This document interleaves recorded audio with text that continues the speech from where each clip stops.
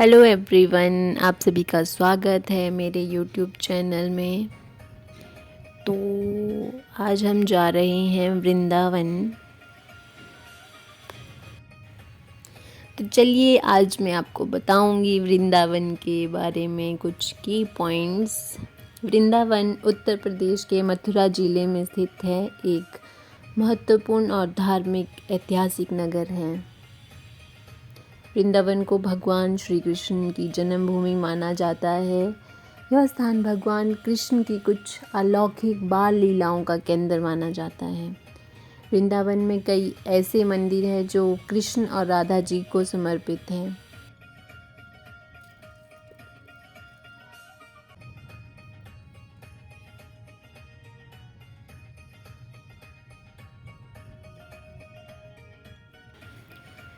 वृंदावन को विधवाओं के शहर के रूप में भी जाना जाता है, क्योंकि यहाँ विधवाओं की बड़ी संख्या है और विधवा आश्रम भी है।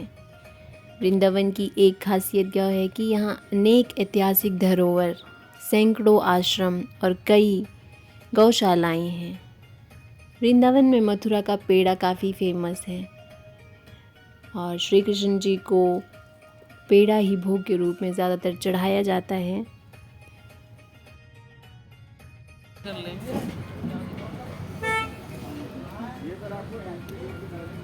अब हम फिर से बैठ गए हैं गोल्फ कार में। तो वृंदावन में काफ़ी फेमस मंदिर हैं, जिनमें से कुछ मंदिर हैं जैसे श्री कृष्ण जन्मभूमि, द्वारकाधीश मंदिर, निधिवन, प्रेम मंदिर, बांके बिहारी मंदिर, नंद महल गोकुल और गोवर्धन पर्वत। तो वृंदावन में पहुंच के सबसे पहले गए हम बांके बिहारी मंदिर। इस मंदिर में भगवान कृष्ण का ही रूप स्थित है। भक्तों का मानना है कि मंदिर में स्थित भगवान श्री कृष्ण की मूर्ति स्वयं प्रकट हुई है। इस मंदिर में भक्तों और बिहारी जी के बीच बार बार पर्दा किया जाता है। ये पर्दा इसलिए किया जाता है क्योंकि बिहारी जी को एक नज़र तक कोई निहार ना सके, क्योंकि बांके बिहारी जी है ही इतने प्यारे कि उनको बार बार देखने का मन करता है, उनको ही देखते रहने का मन करता है। बांके बिहारी जी के दर्शन कर हम फिर गए प्रेम मंदिर की ओर। तो प्रेम मंदिर काफ़ी सुंदर, मनमोहक और लाइटिंग से इतना सजा हुआ था कि ऐसा मन करता है कि बार बार उसी को देखते रहें। इतना सुंदर भव्य मंदिर जो राधा कृष्ण को अर्पित है। इस मंदिर का निर्माण जगत गुरु कृपालु महाराज द्वारा भगवान कृष्ण और राधा के मंदिर के रूप में करवाया गया है। इस मंदिर के निर्माण में लगभग 11 वर्ष का समय लगा। 2001 में इसका शिलान्यास किया गया और 17 फ़रवरी 2012 को इसका काम पूर्ण हुआ।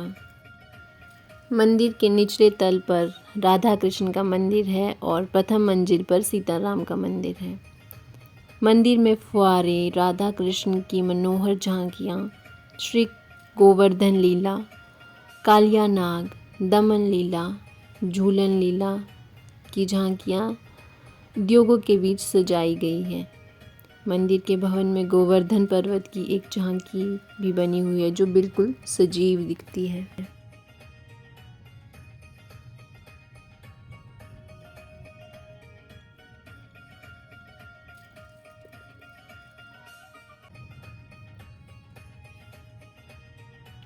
तो आप देख सकते हैं मंदिर को लाइटिंग द्वारा कितना सजाया गया है। इसमें अलग अलग लाइट की शेड आती है। अभी ग्रीन है, अब आगे देखिए आप, अब ये गोल्डन से कलर की हो गई है। मतलब ये अलग अलग शेड वेरिएशन होता है। और देखिए अब पिंक हो गई है। लाइटिंग बहुत ही सुंदर तरीके से इसमें, ये जो मंदिर का पत्थर है ये इटालियन करार संगमरमर का है। अब ग्रीन हो गई है, देखो।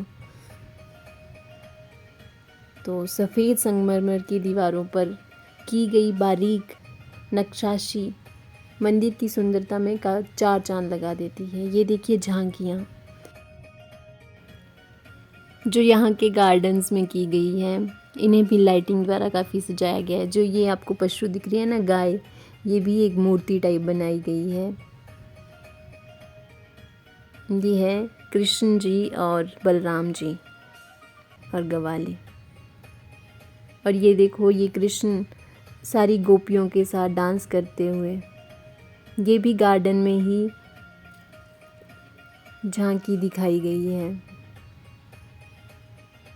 और ये देखिए, और यहाँ देखिए आपको दिखेगा गोवर्धन पर्वत। गोवर्धन पर्वत बिल्कुल प्रॉपर झांकी लाइटिंग द्वारा सजाई।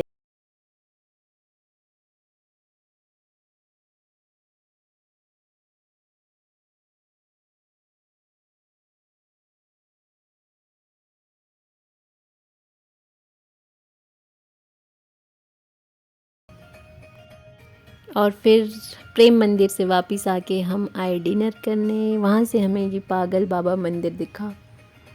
तो इसमें मैक्सिमम देवी देवताओं के मंदिर बनाए गए हैं। सभी देवी देवताओं की प्रतिमा विराजित की गई है। तो ऐसी मान्यता है कि ये पागल बाबा असम के थे, लेकिन और ये जज थे। ये अपनी जॉब छोड़ के वृंदावन में बस गए और उन्होंने ये भव्य मंदिर का निर्माण करवाया।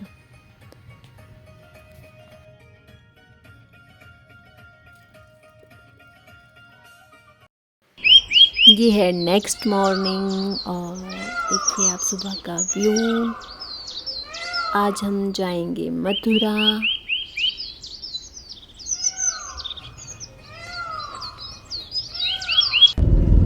अब हम निकल चुके हैं श्री कृष्ण जन्मभूमि की ओर।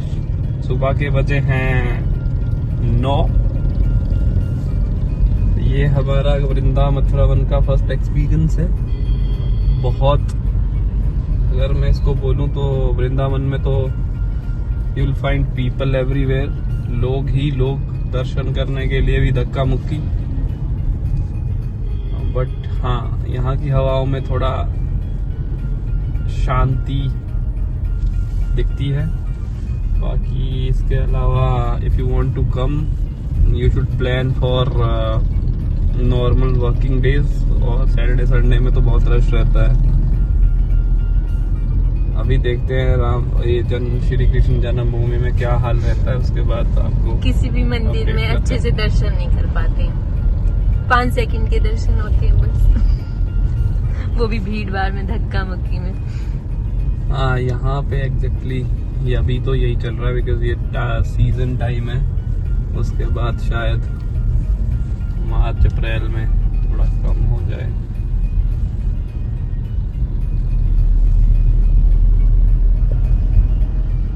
मन करा हुआ। और देखिए आज मैंने पहना है सूट प्रॉपर हिमाचली। राधे बोला भैया, राधे राधे। और देखिए ये पहुंच गए हैं हम नंद महल गोकुल। बोलो राधे राधे। राधे राधे। हाथी घोड़ा पाल की जय कन्हैया। तो मान्यता है कि ये 5000 वर्ष पुराना मंदिर है। इस मंदिर में भगवान श्री कृष्ण का बचपन बीता था। नंद बाबा और माँ यशोदा के साथ श्री कृष्ण इसी घर में रहा करते थे जब वासुदेव और देवकी को कंस ने बंदी बना लिया था। इस मंदिर में कृष्ण का बाल रूप मौजूद है।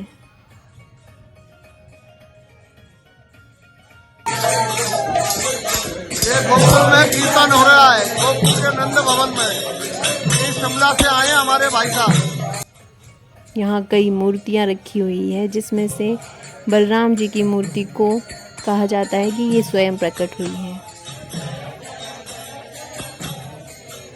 यहाँ पे श्री कृष्ण खेलते थे, माखन चुराते थे, गोपियों को परेशान करते थे और उनकी मटकियाँ तोड़ते थे।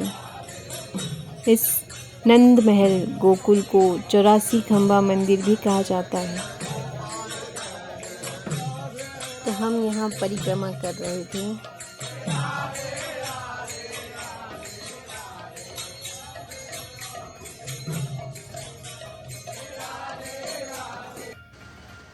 अब आ गए हैं हम यमुना घाट, जिसे चीर घाट के नाम से भी जाना जाता है।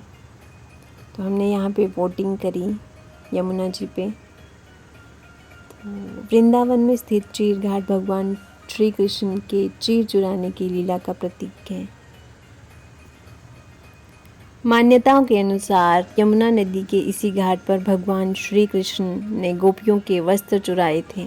कहा जाता है कि अपनी इस लीला से भगवान ने गोपियों को बिना वस्त्र पहने नदी में ना नहाने का संदेश दिया था।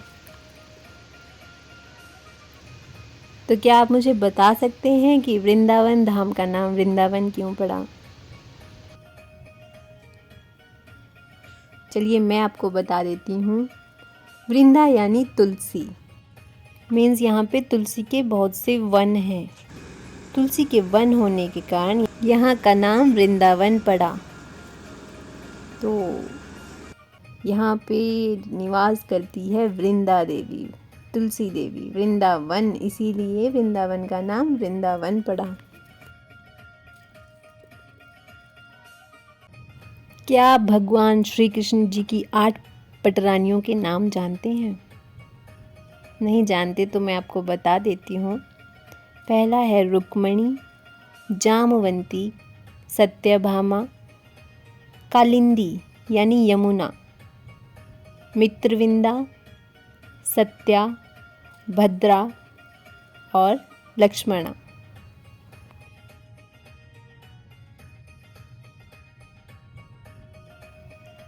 यहाँ से काफ़ी मोहक दिख रहा था आसपास का वातावरण।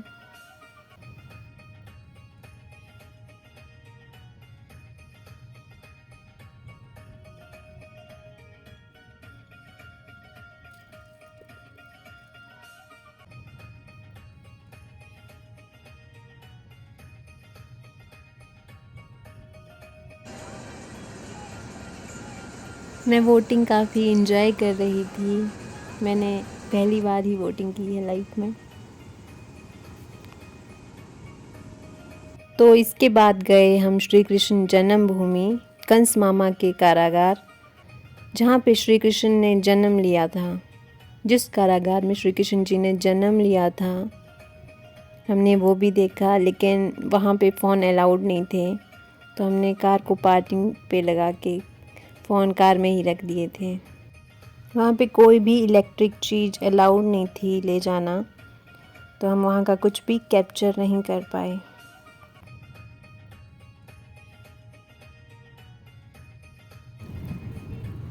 तो अब हम चल चुके हैं घर की तरफ वापिस।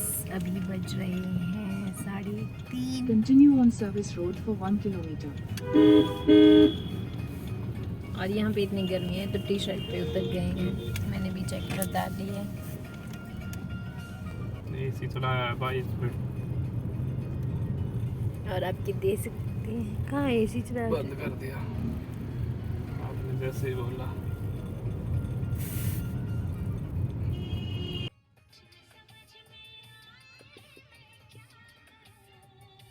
ये आ गया है हमें toll, national highway authority of India.